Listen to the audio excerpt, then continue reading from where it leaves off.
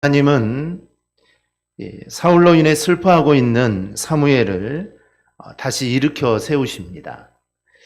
그리고 사무엘에게 이새의 집으로 가라고 말씀을 하시고, 그리고 이새의 아들 중에 내가 택한 한 사람에게 기름을 부어서 이 사울의 뒤를 이어 이스라엘의 두 번째 왕으로 삼으라고 이렇게 말씀을 합니다. 사무엘은 하나님 말씀에 순종을 합니다. 우리가 지난주에 살펴보았지만 이 사무엘의 위대한 점은 하나님이 말씀하시면 그 말씀을 무조건 순종했다는 겁니다. 슬픔에 잠겨 있지만 그는 그대로 앉아 있을 수 없었고 하나님 말씀에 순종해서 이새의 집으로 갑니다. 그리고 이새의 아들들을 만나게 되죠. 그런데 이 사무엘은 여기서도 이전과 같은 실수를 합니다. 즉 사람의 겉모습만 보고, 즉 이새의 아들 겉으로 드러난 모습만 보고 사람을 택하려고 했던 겁니다. 그때 하나님은 사무엘에게 사람은 외모를 보지만 나 여호와는 중심을 본다라고 말씀을 하게 됩니다. 그리고 이새의 아들, 막내 아들인 이 다윗에게 기름을 부어서 이스라엘의 차기 왕으로 이렇게 삼게 됩니다. 그런데 이 모든 일들이, 이 되어지는 모든 일들이 하나님의 섭리와 하나님의 계획하심 가운데 일들이 다 이루어지게 됩니다. 그리고 오늘 본문은 이제 왕으로 기름을 부음 받은 이 다윗이 무기를 드는 자로 사울의 휘하에, 즉 사울 밑으로 들어가는 그 이야기가 나옵니다. 오늘은 다윗이 사울에게 출입하게 되었다라는 이 점에 우리가 좀 초점을 맞추고자 합니다. 그리고 이 과정에서 일어나는 일들을 우리가 잘 이해하고 있으면 우리의 신앙적으로 유익이 되는 일들이, 그런 점들을 우리가 발견할 수 있습니다. 가령 성령의 역사나 또 악령의 역사, 그리고 음악 치료, 그리고 하나님과 함께 하심은 어떻게 나타나야 하는가, 이런 점들이 오늘 이 말씀에 나와 있습니다. 먼저는 우리는 역사를 주관하시는 하나님의 손길에 대해서 우리는 오늘 말씀을 통해 다시 한번 깨달아야 합니다. 이 사무엘서는 여러모로 하나님께서 역사를 이 주관해 나가시는 그 일들이 기록되어 있습니다. 이스라엘의 왕이 세워진 것은 이스라엘 사람들의 이 요구에 의해서 왕이 세워진 겁니다. 즉 하나님이 원한 일이 아니었습니다. 하지만 하나님은 그들의 요구를 받아들여서 이 사울이라는 왕을 세워줍니다. 그리고 사울을 통해 하나님이 통치하시는 나라를 이루어 가시기를 하나님은 작정을 하시게 됩니다.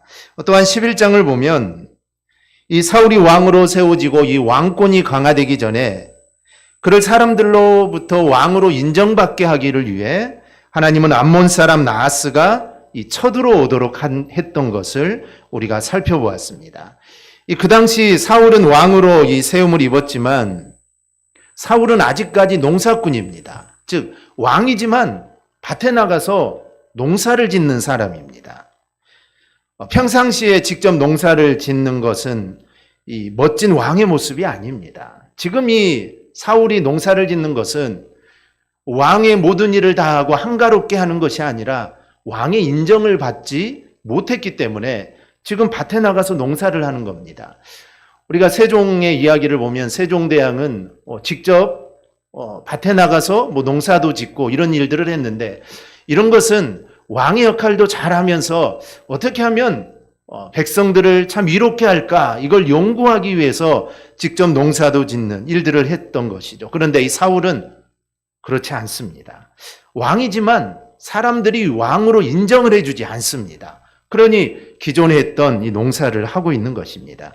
그런데 이스라엘의 변방 지역인 이 길리안 야베스를 이 암몬인 나하스가 쳐들어오게 됩니다. 분명 암몬 사람 나하스의 정복력으로 이런 일이 일어난 건데 하나님은 이것을 사용하시게 됩니다.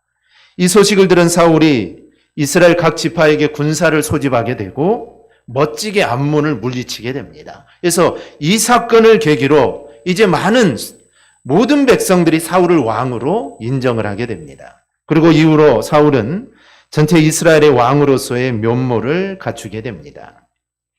이미 사울에게 기름을 붓게 하셨던 이 하나님은 이렇게 보이지 않는 손길을 통하여 이제 사울이 이스라엘의 역사 전면에 나타나도록 하나님이 역사하신 겁니다.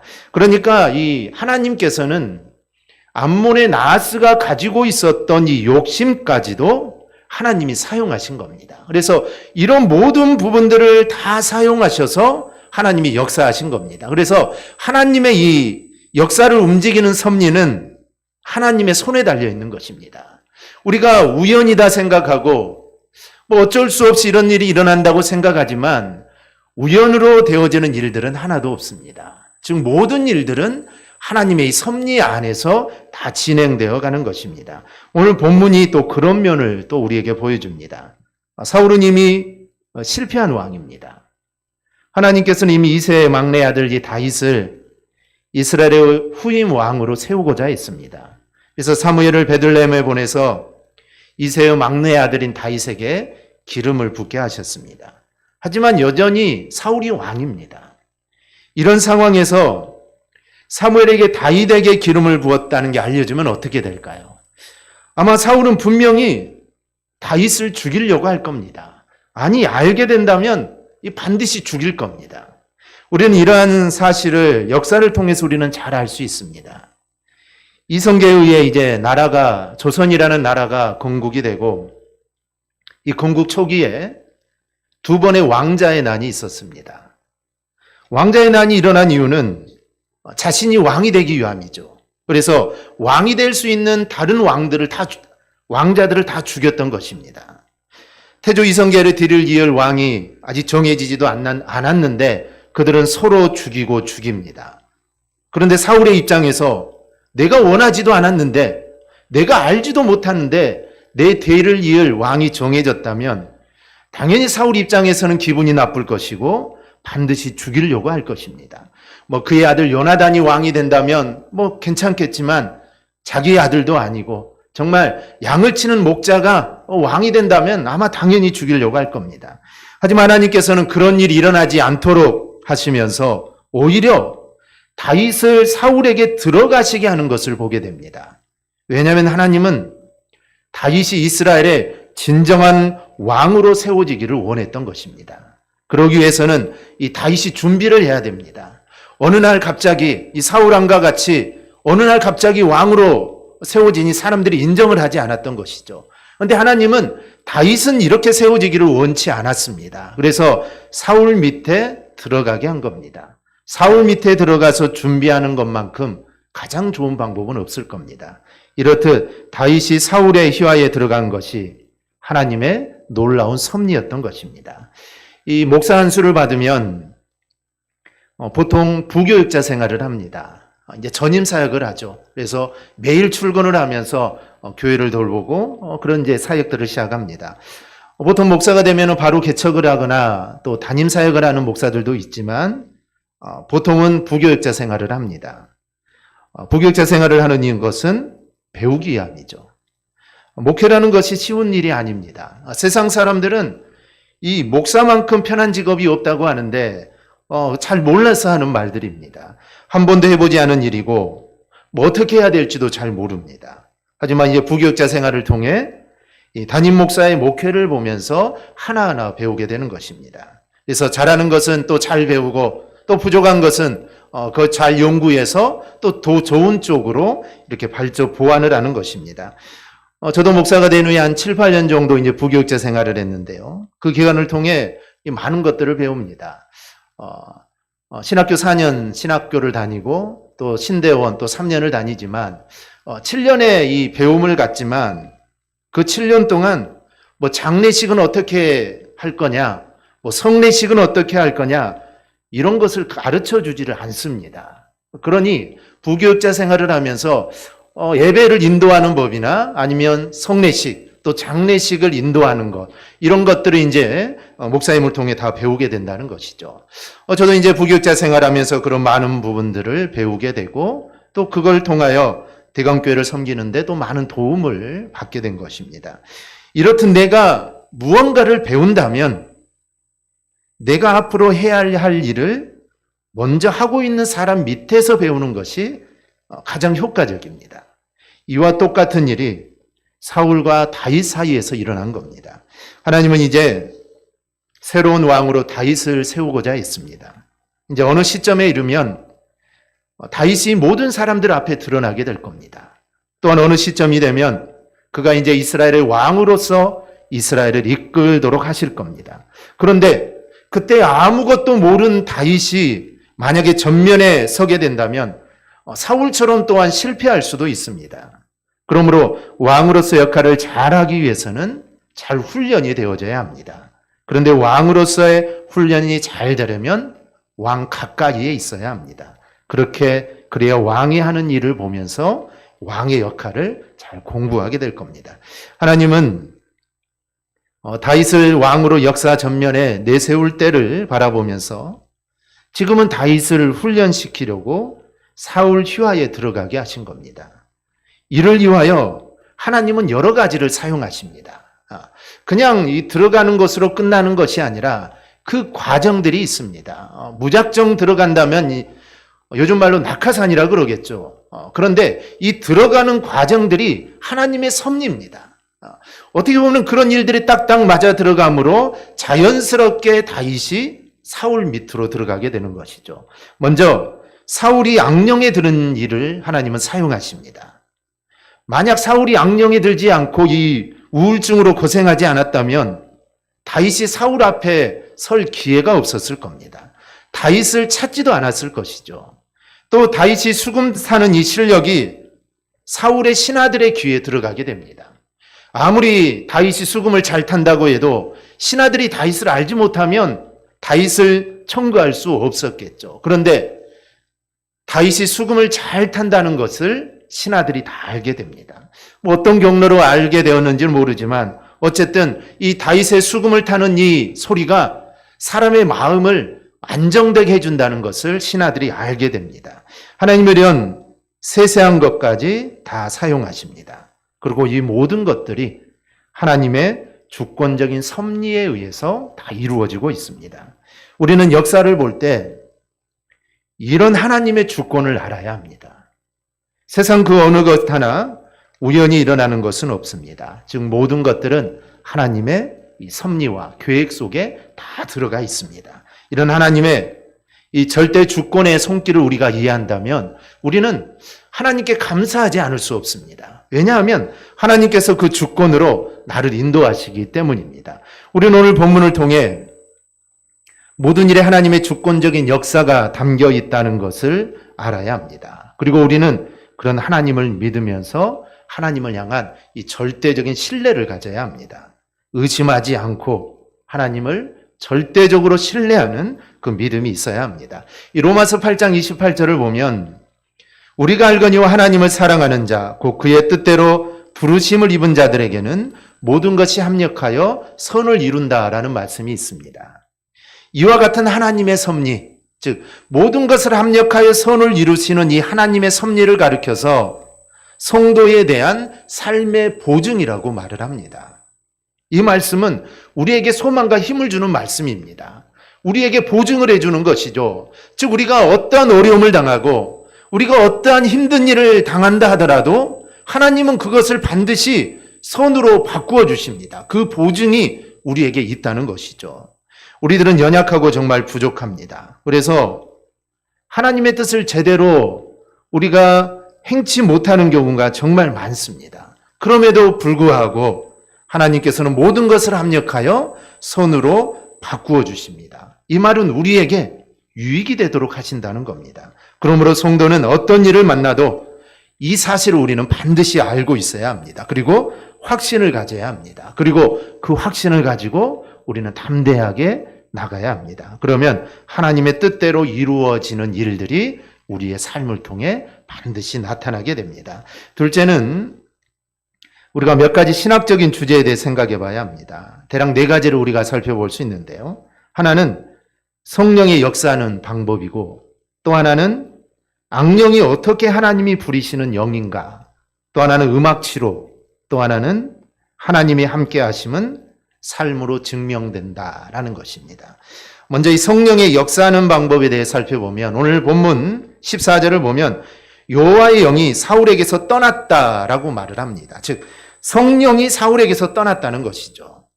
그런데 이미 사울에게는 하나님의 영이 임했다라는 말씀이 나옵니다. 그리고 하나님의 영이 크게 감동되었다. 하나님의 영에 의해서 크게 감동되었다라는 표현이 나옵니다.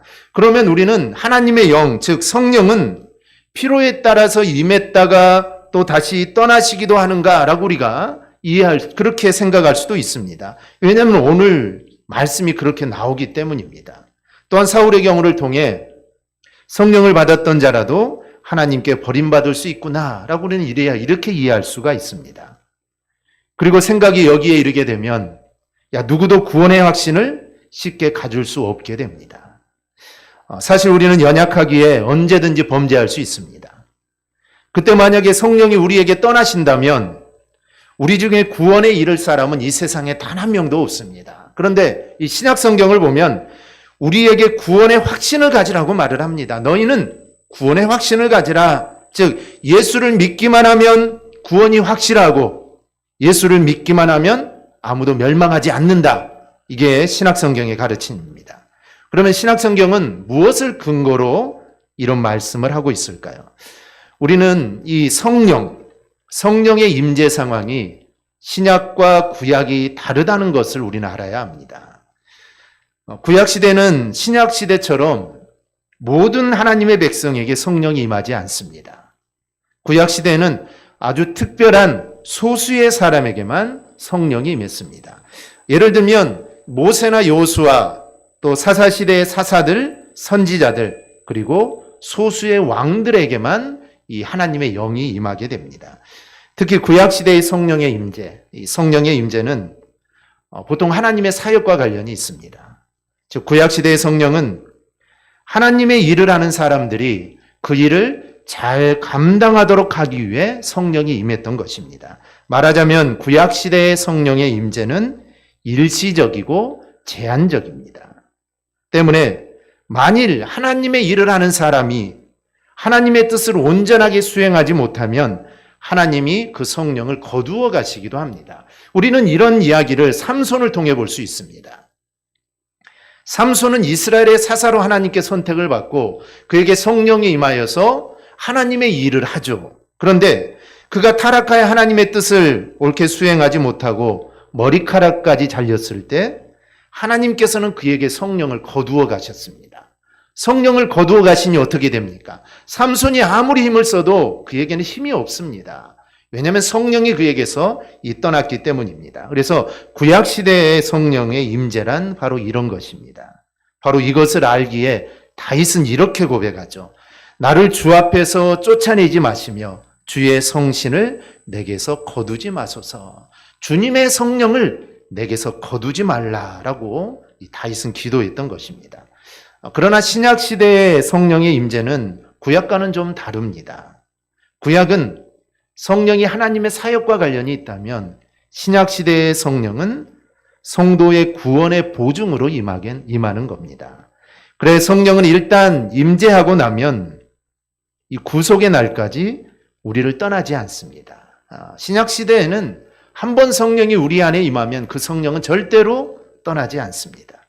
만일 우리가 범죄하면 어떻게 될까요? 성령은 우리를 떠나지 않으시고 우리 안에서 근심하십니다. 더 나아가서는 말할 수 없는 탄식으로 우리의 회복을 위해 하나님께 친히 간구하시는 것입니다. 즉 내가 기도할 힘이 없을 때, 내가 간구할 힘이 없을 때 내 안에 계신 성령께서 친히 간구해 주시는 겁니다. 우리가 이것을 알면 우리가 하나님께 감사하지 않을 수 없습니다. 그래서 중요한 것은 우리 개인을 구원하시는 하나님의 역사에서 한 번 임한 성령은 절대로 떠나지 않습니다.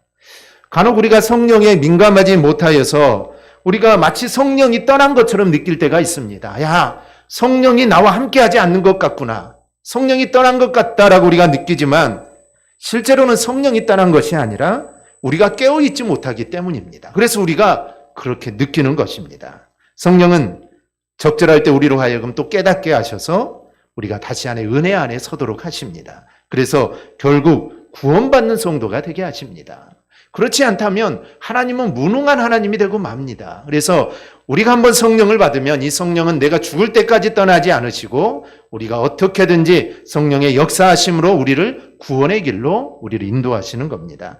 또 하나는 하나님께서 악령을 부리시는가 하는 문제입니다. 오늘 본문을 보면 14절, 15절, 16절, 23절에 보면 하나님께서 부리시는 악령이 사울에게 임하여 번뇌케 했다라는 표현이 나옵니다. 이 표현 그대로 보면 악령도 하나님이 부리시는 거라고 할 수 있고, 그래서 악의 근원도 하나님이 아니냐라는 모순에 빠지게 됩니다. 그런데 여기서 하나님이 악신을 부리셨다는 것은 하나님이 악령을 사용하셨다, 직접 사용하신다는 뜻은 아닙니다. 이는 하나님께서 악신이 사울에게 들어가 활동할 수 있도록 하나님이 허락하셨다라는 뜻입니다.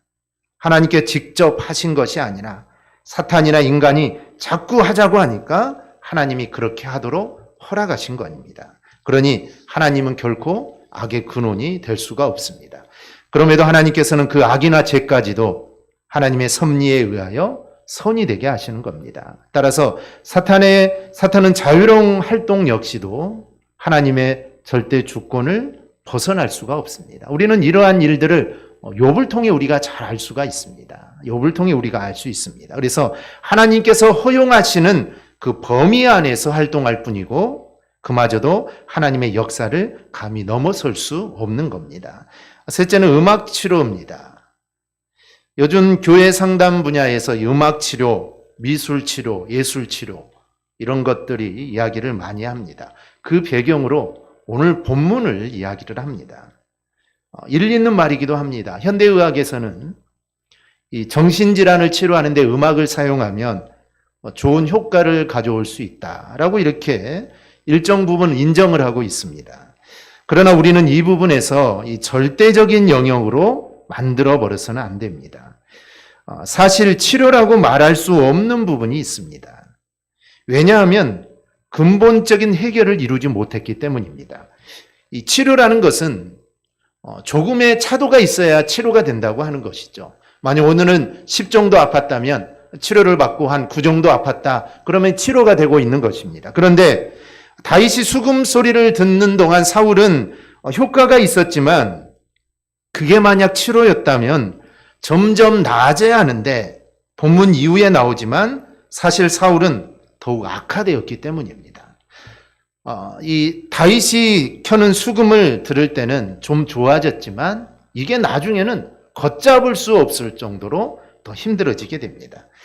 사울은 원래 약하고 여린 사람이었습니다. 우리가 사울의 초기의 모습을 보면 그런 효심도 많고 정말 부끄러움도 많이 타고 약하고 여린 사람이었습니다. 그런데 이 성령이 그에게 임하여서 이런 부분들을 어찌 보면 성령께서 누르고 계시는 겁니다. 그래서 성령께서 그를 일하게 하셨던 것이죠. 그런데 성령이 떠나고 나니 이런 그의 모습들이 점점 나타나게 되었던 것입니다. 그리고 그것이 병적인 우울에 이르게 된 것입니다. 다윗이 수금 소리를 들을 때 그나마 안정을 찾을 수 있었지만 사울의 이 문제의 근본적인 해결은 사실은 죄에 대한 회개가 있어야만 하는 문제입니다.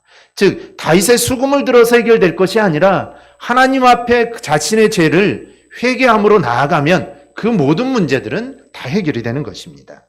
따라서 음악 치료가 인간 내면의 안정을 좀 취할 수 있는 그런 면은 있지만 본질적으로는 하나님과 그 영혼의 관계가 제대로 세워지지 않으면 안 된다는 점을 우리는 분명히 알아야 합니다. 따라서 음악 치료라는 것들을 절대적으로 볼 것이 아니라 또 성경적이라고 단정하기보다는 일정 부분 성도의 심리에 안정을 줄 수 있다라고 우리는 그 정도로 알아야 합니다. 마지막으로 하나님이 함께 하심은 우리의 삶을 통해 증명이 된다라는 겁니다. 사울의 신하들이 어린 다윗을 청거하면서 이 칭찬을 하게 됩니다. 18절에 이렇게 말합니다. 수금을 탈 줄 알고 용기와 무용과 구변이 있는 준수한 자다라고 말을 합니다. 실로 다윗은 외모면 외모, 또 무술이면 무술, 또 언변이면 언변, 음악이면 음악, 정말 못하는 것 하나 없는 아주 뛰어난 재능을 가진 아주 천재적인 인물이 이 다윗이었습니다. 그런데 우리가 여기서 한 가지 주목해야 할 사실이 있습니다. 다윗의 이런 뛰어난 모든 면들, 이런 능력을 발휘할 수 있었던 것이 그 18절 후반절에 나오는데 여호와께서 그와 함께 계셨기 때문이다라고 말을 합니다. 본절엔 소년이 다윗이 용기와 무용과 구변 또 이 모든 것들을 갖추었다고 말하면서 여호와께서 그와 함께 하셨다라는 말을 덧붙이고 있습니다. 이 사실은 그러한 재능이 하나님이 그와 함께 하신 결과라는 것을 말해줍니다. 즉 다윗 스스로 그런 것을 터득한 것이 아니라 하나님이 함께 하셨기 때문에 그런 것들이 다윗에게 있었다는 것이죠. 우리는 이러한 사실을 통해 하나님이 나와 함께 하는가 이 여부는 삶을 통해 증명된다는 사실을 우리는 알 수가 있습니다. 다윗에게 있어서 사자나 곰을 맨손으로 물리치는 용기와 삶, 이런 것들은 하나님이 그와 함께 하신다는 확실한 증거가 되는 것입니다. 그러므로 하나님께서 자신과 함께 하시는 것을 보이고자 하는 사람은 이를 다른 무엇으로 증명하려고 해서는 안 됩니다. 자기의 삶으로 증명할 수 있어야 합니다. 즉 하나님께서 주신 성령의 역사가 그 삶을 통해서 나타나야 합니다. 물론 성령의 역사가 한 가지로 나타나는 것은 아닙니다. 다만 하나님께 함께 하시는 사람은 그것이 누구나 알 수 있을 정도로 삶 속에서 분명하게 나타나야 합니다. 이 갈라디아서를 보면 성령의 9가지 열매가 나옵니다. 이런 성령의 열매도 성령의 역사로 말미암은 겁니다. 따라서 이러한 것들이 우리의 삶 속에서 나타나고 있다면, 성령의 9가지 열매들이 우리의 삶을 통해 나타난다면 사람들은 이러한 것들을 보고 하나님께서 그 사람과 함께 한다는 것을 알게 되는 것입니다. 그러므로 우리가 하나님의 사람으로 인정받는 것은 우리가 어떠한 삶을 사느냐라는 것입니다. 만약 우리가 성령의 열매를 맺는 삶을 우리가 살아간다면 사람들은 우리를 하나님의 사람으로 인정할 겁니다. 그리고 우리로 인해 하나님께 영광을 돌릴 겁니다. 그러나 우리가 성도라고 할지라도 정말 불신자보다 악한 삶을 산다면 이것은 오히려 하나님을 욕되게 하는 결과를 가져오게 됩니다. 그러므로 우리는 하나님이 우리와 함께 하신다는 것을 우리는 삶의 향기로 나타내야 합니다. 이것이 곧 우리 성도들이 보여줄 수 있는 세상을 향한 증거입니다. 우리가 다른 것으로 세상을 향하여 내가 하나님의 자녀고 내가 하나님을 믿는 자라는 것을 나타낼 것이 아니라 우리의 삶으로 나타내야 합니다. 즉 우리의 말 한마디 또 우리의 행동 하나하나, 이 모든 것들이 바로 내가 하나님의 자녀다, 내가 하나님의 삶을 살아가는 사람이라는 것을 내가 지금 보여주고 있는 것입니다. 오늘 우리가 다윗이 사울의 희하에 들어가게 된 일을 보고 우리가 많은 것들을 생각해 보았습니다. 가장 중요한 것은 모든 것을 들어 역사하시는 하나님에 대해서 우리가 정확하게 깨닫는 것입니다. 즉 우연이라는 없다는 것입니다. 어떤 일이 이루어지는 데에는 반드시 하나님의 역사하심이 있습니다. 하나님의 뜻이 있습니다. 그리고 하나님은 그걸 모든 것들을 합력하여 반드시 선으로 인도하시고 우리에게 유익하게 하신다는 겁니다. 그러므로 우리는 나를 향한 하나님의 이 절대 주권을 바라봐야 합니다. 나를 향한 하나님의 그 놀라운 일이 있음을 우리는 바라봐야 되고, 그리고 하나님은 반드시 합력하여 선을 이루신다라는 이 말씀에 우리는 확신을 가져야 합니다. 그리고 우리의 삶을 통해 하나님이 나와 함께 하신다는 것을 우리는 세상 사람들에게 보여주어야 합니다. 바로 이러한 삶이 우리 하나님이 기뻐하시는 삶입니다. 우리 오늘 말씀을 우리가 꼭 기억하고 우리가 하나님 말씀대로 살아가는 저와 여러분이 꼭 되기를 주님의 이름으로 축원합니다. 아멘. 기도하겠습니다.